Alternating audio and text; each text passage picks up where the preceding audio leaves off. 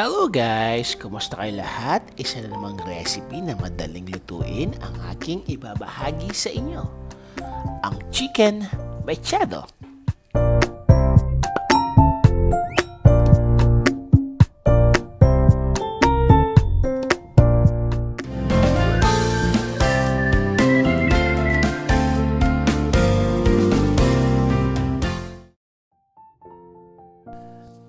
Imamarinate muna natin ang manok. This is about 1/2 kg of chicken legs. At pagkatapos nun, lalagyan lang natin ito ng about 3 tablespoon na soy sauce. Haluin lang natin. Ayan. At isa-set aside natin to for about 30 minutes.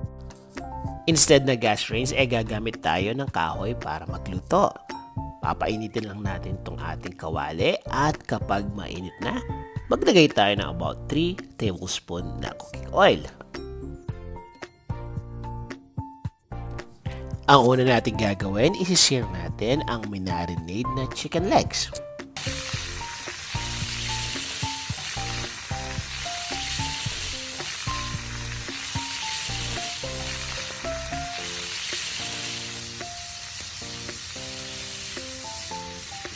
Hayaan lang natin ito mag-sear ng about 3 minutes para lalong manuot ang lasa ng ating chicken.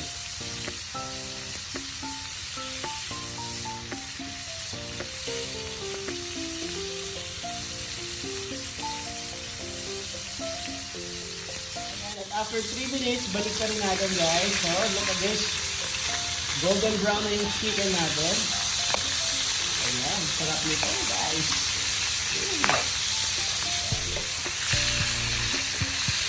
Hahayaan ulit nating maluto ang kabilang side hanggang sa ito ay maging golden brown.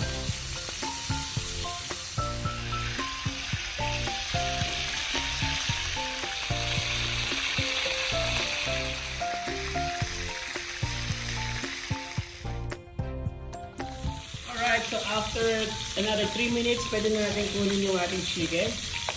Ayan, kunin na natin ito. So, pero check muna natin kung okay na siya. Okay. This is fine. Pwede na to. Medyo malakas yung apoy. Ayan. Aray! Napaso ako. Naamoy yung ano ko ah. Ayan. Pakunin lang natin. Medyo maliit lang yung sandok ko guys. Kasi ito lang yung available dito sa bukid. Mga lumang gamit munang pangkusina ang dinala ko sa bukid dahil gusto ko gumamit ng kahoy sa pagluto. Dahil alam kong magbibigay ito ng additional flavor sa ating niluluto. Itatabi lang muna natin ang chicken para sa susunod na procedure. Gamit ang same na kawali, piprituhin natin ang 2 piraso ng patatas. Uy! Nasunog na. Ayan. O diba guys? Medyo mataas ng apoy ko. Kailangan natin pahina ng konti. Ipapry lang natin to hanggang sa maluto ang loob ng patatas. Siguro pwede na itong ating potato. Pwede nating alisin ulit.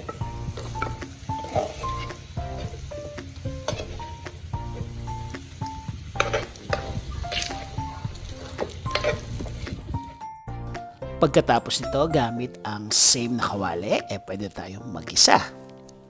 So, lagay na natin yung bawang.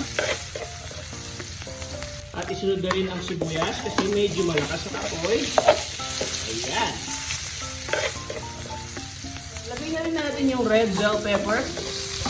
Okay, at pagkatapos nito, pwede tayong maglagay ng tomato sauce. Okay? Siguro this tomato sauce 115 grams pero kalahati lang yung gagamitin natin dito.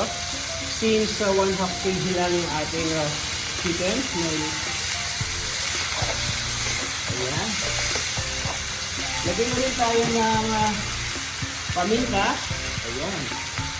Pepper. Maraming pepper. Pwede natin lagay yung chicken. Okay. Halo-halo lang natin. Ayan.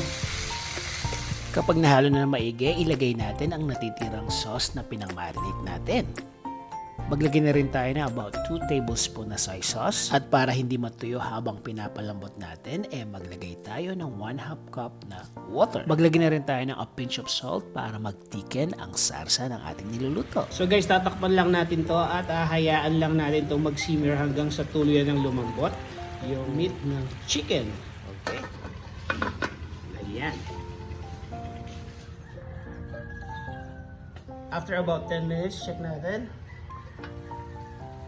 Ayan. At balik lang natin yung chicken para at least maging even yung pagkakaluto nito, guys, ha? Yeah. This is almost done. Ayan. Tapos, guys, bago natin takpan, lagay na natin yung ating piniritong potatoes. 2 piraso ng patatas to, guys. About 2 potatoes. Scatter lang natin slime. Ayan. Alright, so tatakpan uli natin sa mga 10 minutes to simmer. After 10 minutes, heto at ready na ang ating niluluto.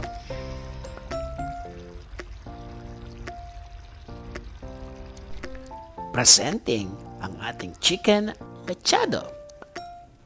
Sana'y nag-enjoy kayo sa ating video for today at kung nagustuhan niyo po ang ating recipe, paki-like na lang po at paki-share rin ito sa inyong mga friends and relatives. Si Jeff Simon po ito, ang inyong boy kusina at muli, maraming salamat po sa panonood. Okay guys, titikman natin ngayon kung ano ang lasa nitong ating niluto. So, ito na lang kukunin ko. My favorite part is the drumstick. Lagay natin dito sa ating plate. Ayan, tikman natin. Teka. Sana luto na to. It's juicy. Look at this. Tikman natin. Ready na. Masarap na. Yan ang luluto mo kaya.